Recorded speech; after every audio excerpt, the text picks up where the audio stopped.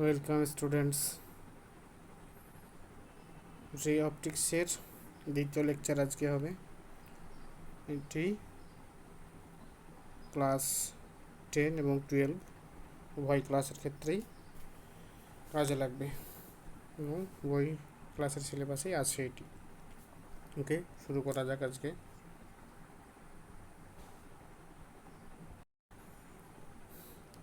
রে অপটিক্স খুবই সহজ একটি টপিক, কারণ একটা ভিজুয়াল টপিক, তাই না? ভিজুয়াল বলতে সব কিছু দেখা যায়। রেখাচিত্রগুলো ঠিকঠাকভাবে আঁকলেই, অঙ্কন করতে পারলেই এটা বুঝতে খুবই সুবিধা হয়। দেখি আজকে কি পড়বো। আজকের টপিক হচ্ছে রে ট্রেসিং প্রসেস বা রশ্মি অনুসরণ পদ্ধতি। কি রশ্মি অনুসরণ পদ্ধতি? দেখো, আমাদের সমতল দর্পণে প্রতিবিম্ব অঙ্কন করা বা প্রতিবিম্ব কোথায় গঠন হবে মনে রাখা খুবই সহজ, ঠিক আছে? কারণ একটাই কেস হয় ওখানে। কিন্তু গোলীয় দর্পণে, বিশেষ করে অবতল দর্পণে, বিভিন্ন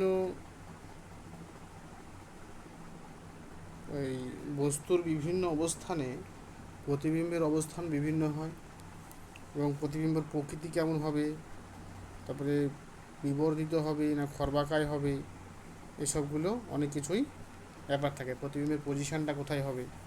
কিন্তু সমতল দর্পণে কী ছিল? সমতল দর্পণে যেটা হয়, এটা প্রলেপ দেওয়া পেন্ট করার সাইড, এখানে যে একটা বস্তু নিতাম আমরা, এখানে যে একটা বস্তু নিই, তাহলে কি দেখেছি আমরা? সমতল দর্পণে আমরা যখন আয়নার সামনে যখন দাঁড়ায়, যখন কী হয়, একটা সমশীর্ষ প্রতিবিম্ব তৈরি হয়, তাই না? তাহলে প্রতিবিম্ব কীভাবে তৈরি হয় আমাদের ব্যাক প্রসেসে জানলেই হয়ে যায় এখান থেকে, তাই না? কারণ কি, এখানে খুবই সহজ ব্যাপার। আমরা জানি সমতল দর্পণে দর্পণ থেকে যত দূরে বস্তু থাকবে, মানে এই যে এটা যে অবজেক্ট হয় বা বস্তু, অবজেক্ট মানে হচ্ছে বস্তু, আর এটাকে ইমেজ মানে প্রতিবিম্ব। এটা যদি ইমেজ আর এটা হচ্ছে অবজেক্ট। তাহলে দর্পণ থেকে অবজেক্টের দূরত্ব বা বস্তুর দূরত্ব যতটুকু হয়, দর্পণ থেকে প্রতিবিম্ব দূরত্ব ততটুকু হয়। তাহলে এখানে সমস্যা থাকলো না কোথায় তৈরি হবে, প্রতিবিম্বের অবস্থান কোথায় হবে, কোনো সমস্যা থাকলো না। ওকে, আর ছবিটা আঁকা খুব সহজ। ব্যাক প্রসেস আঁকবে, প্রথমেই কী করবে, ঠিক বস্তুর সমান হাইটের, সমান উচ্চতার প্রতিবিম্ব এঁকে নেবে। এগুলো খুবই সহজ। কারণ কি হয়, সমতল দর্পণে কী হয়, যে বস্তুর যতটুকু উচ্চতা, সেই একই উচ্চতারে কী তৈরি হয়, প্রতিবিম্ব তৈরি হয়। দুটো নিয়ম আছে সমতল দর্পণের, মানে প্রতিবিম্ব গঠনের দুটো নিয়ম। একটা নিয়ম কি, দর্পণ থেকে বস্তু যত দূরে থাকবে, এটা দর্পণ মিরর এম, এখান থেকে বস্তু যত দূরে থাকবে, এটা যদি আমাদের 5 সেমি হয়, তাহলে এটাও কত হবে, 5 সেমি। তাহলে দর্পণ থেকে বস্তু যত দূরে থাকবে, প্রতিবিম্ব তত দূরে থাকবে। 1 নম্বর নিয়ম হলো এটা। আর 2 নম্বর নিয়ম কি, মানে অবজেক্টের হাইট যতটুকু হবে, ইমেজ হাইটও ততটুকু হবে। অবজেক্ট হাইট সমান ইমেজ হাইট সমান সমান, দুটোই নিয়ম। আর বস্তু দূরত্ব আর প্রতিবিম্ব দূরত্ব সেম হবে। ওকে, লিখেই রাখছি এখানে, বস্তু দূরত্ব সমান সমান প্রতিবিম্ব দূরত্ব। সমতল দর্পণে প্রতিবিম্ব গঠন খুবই সহজ, কিন্তু যখনই গোলীয় দর্পণ দিবে তখনই সমস্যাটা হয়, বিশেষ করে অবতল দর্পণের ক্ষেত্রে। সেই অবতল দর্পণে ইমেজ কীভাবে তৈরি হবে বা প্রতিবিম্ব কীভাবে কোথায় তৈরি হবে, সৎ হবে না অসৎ হবে, তারপরে বিবর্ধিত হবে না খর্বাকায় হবে, এই সবগুলো জানার জন্য আমাদের রশ্মি অনুসরণ পদ্ধতিটা প্রথমে করতে হবে। চলো দেখা যাক রশ্মি অনুসরণ পদ্ধতিটা কী।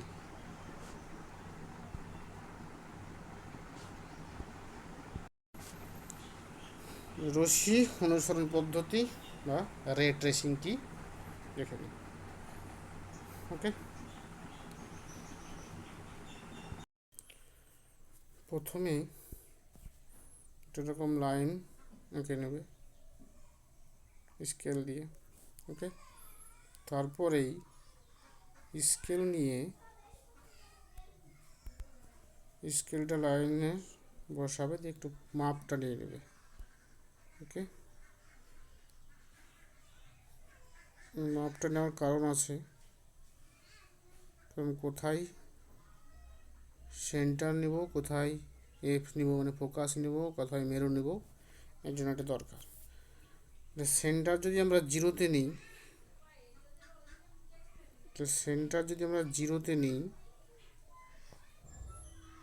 সেন্টার নিলাম জিরোতে এখানে সি, আর ফোকাস যদি আমরা 3-এ নিই, ওকে, তাহলে মেরু নেব কোথায় 6।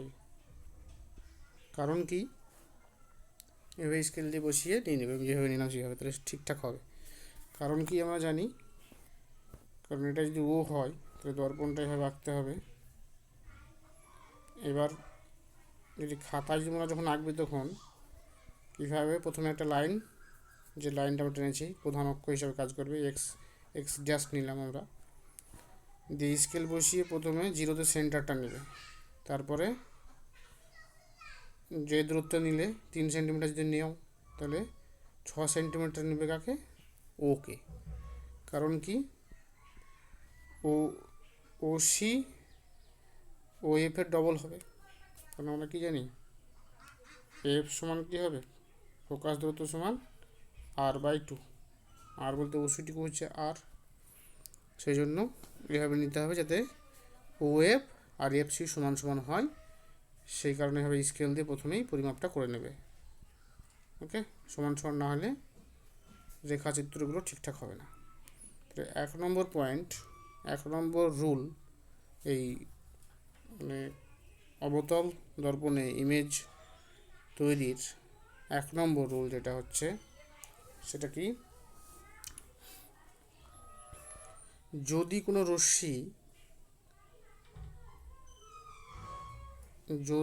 রশ্মি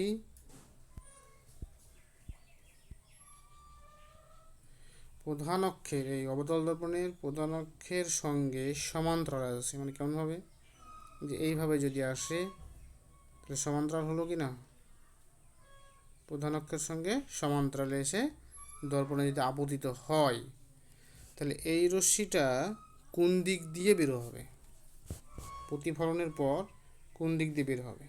আমরা পড়ছি রুলস 1, কিন্তু রুল 1, রুল 1, ওকে।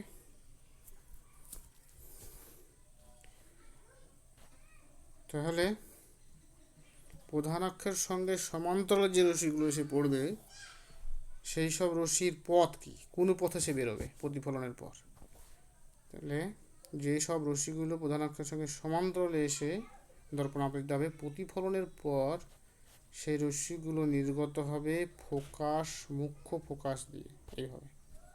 খুবই গুরুত্বপূর্ণ এটা। ওকে, কারণ ইমেজ ফরমেশনের সময় এইগুলোই লাগবে, যখন আমরা কোথায় বস্তুর অবস্থান বলে দেবে, যে কোথায় ইমেজ তৈরি হবে বা কোথায় প্রতিবিম্ব তৈরি হবে, এসবগুলো যখন প্রশ্ন আসবে তখন এটা কাজে লাগবে। তাহলে 1 নম্বর রুল এটা। 2 নম্বর রুলস কি,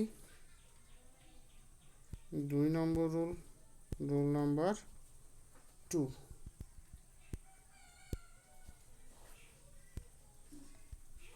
রুল 2। তাহলে এক ধরনের রশ্মির আমরা পথ খুঁজে পেলাম।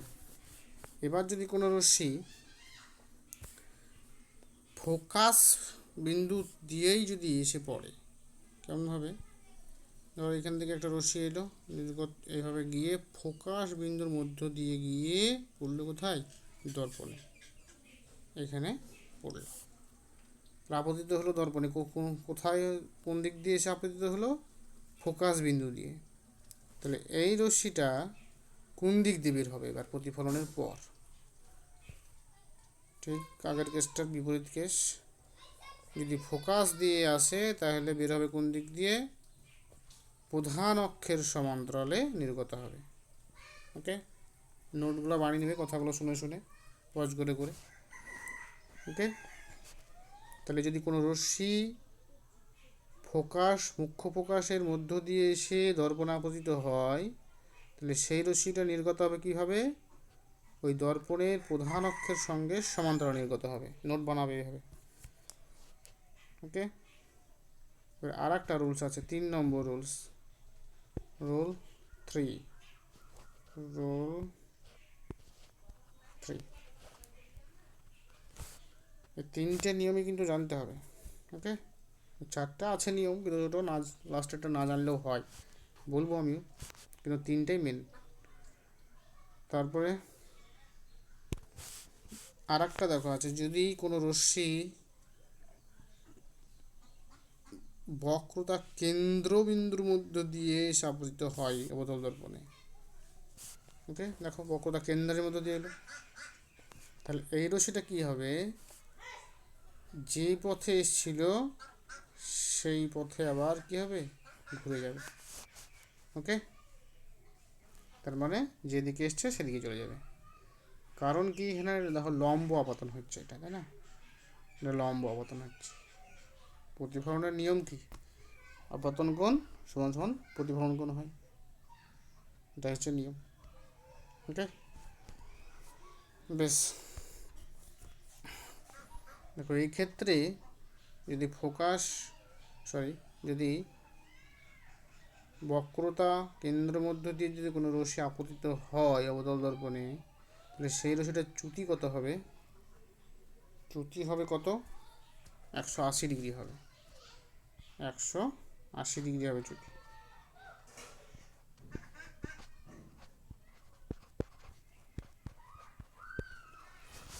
চ্যুতির নিয়ম কি? চ্যুতি বার করার নিয়ম কি? অ্যাকচুয়ালি অরিজিনালি রশ্মিটা যেদিকে যাওয়ার কথা ছিল সেদিকে না গিয়ে যেদিকে গেল, ঠিক আছে, মানে আপতিত রশ্মির অভিমুখ এবং প্রতিফলিত রশ্মির অভিমুখের মধ্যে কোণ, সেটাই হচ্ছে চ্যুতিকোণ। তাহলে এখানে 180 ডিগ্রি কী হলো একটু দেখি। যে রশ্মিটা তো এদিকে যাওয়ার কথা,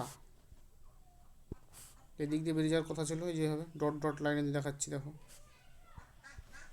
মুছে দিই। ওকে, তাহলে এটা আপতিত রশ্মির দিক, আপতিত রশ্মির দিকে এটা হলো, কিন্তু রশ্মিটা অ্যাকচুয়ালি গেল কোন দিকে? দেখো এই দিকে গেল, লাল কালি দেখছি, তাই না? দিকে তো গেল, তো যাওয়ার কথা ছিল কোন দিকে? যে ডট ডট লাইন দিয়েছি এইদিকে। তাহলে এর অভিমুখ কোনটা? যেটা মুখ, তীর চিহ্ন মানে মুখ, মাথা, তাই না? তাহলে এইখান থেকে এই যে অ্যাঙ্গেল, কারণ কি চ্যুতি মানে কি বললাম? যে আপতিত রশ্মির অভিমুখ আর প্রতিফলিত রশ্মির অভিমুখের মধ্যে অ্যাঙ্গেল বা কোণ। তাহলে এটা হচ্ছে আপতিত রশ্মির অভিমুখ এটা, আর এই যে এইটা হচ্ছে প্রতিফলিত রশ্মির অভিমুখ। তাহলে এই থেকে কোণ কত? 180 ডিগ্রি। সেখানে চ্যুতি কোণ কত হলো? এর চ্যুতি কোণকে ডেল্টা দিয়ে প্রকাশ করা হয়, 180 ডিগ্রি হলো এই ক্ষেত্রে। ওকে, 1 নম্বর ক্ষেত্রে কত? এগুলো বলা যাবে না কত কোণে আসছে কি না আসছে। ওকে, তো এই ক্ষেত্রে খুবই স্পষ্ট, যেদিকে আসলো সেদিকেই ফিরে গেল। অনেক সময় এটাকে 0 ডিগ্রি বলে, অনেক সময় চ্যুতিকোণ কত হলো তো 0 ডিগ্রি বলে, 0 ডিগ্রি নয়, কারণ আপতিত রশ্মির দিক কোনটা? এই যে এইটা, আর প্রতিফলিত রশ্মির দিক কোনটা? এই যে এইটা। কত হলো এর মুখের সাথে এর মুখের, মানে হেডে হেডে অ্যাঙ্গেল 180 ডিগ্রি। ওকে, 4 নম্বর রুলসটা আমরা দেখব। 4 নম্বর রুলসটা